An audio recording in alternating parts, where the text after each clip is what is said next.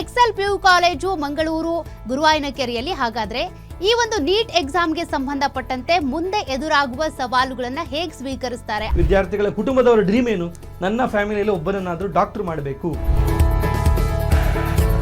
Education system ಅಲ್ಲಿ ಏನೆಲ್ಲ changes ಆಗುತ್ತೆ ಹೆಂಗೆ? ಆನ್ಲೈನ್ ಅಲ್ಲಿ ಮಾಡುವಂತ ಪ್ಲಾನ್ ಮಾಡ್ತಾ ಇದ್ದಾರೆ. ಅಂದ್ರೆ ಕಂಪ್ಯೂಟರ್ ಬೇಸ್ಡ್ ಟೆಸ್ಟ್, ಹೇಗೆ JEE ಎಕ್ಸಾಮ್ಸ್ ಇದೆ ಅದೇ ತರ ನೀಟನ್ನು ಕೂಡ CBT ಮಾಡುವಂತಹ ಪ್ಲಾನ್ ಅನ್ನು ಮಾಡ್ತಿದ್ದಾರೆ.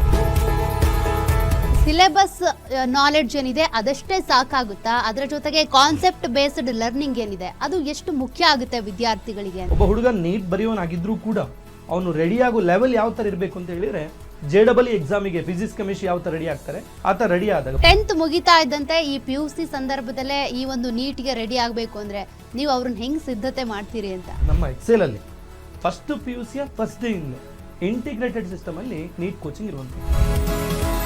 ನಮ್ಮಲ್ಲಿ ಎಕ್ಸೆಲ್ ಬೆಳಕು ಅಂತ ಹೇಳುವಂತ ಕಾರ್ಯಕ್ರಮ. ಅವನೊಬ್ಬ ದೇಶದ ಒಳ್ಳೆ ಪ್ರಜೆ ಆಗ್ಬೇಕು, ಅಪ್ಪ ಮನೆಗೆ ಆಸ್ತಿ ಆಗ್ಬೇಕು ಅಂತ ಹೇಳುವಂತ ಪ್ರಾಮಾಣಿಕ ಪ್ರಯತ್ನ.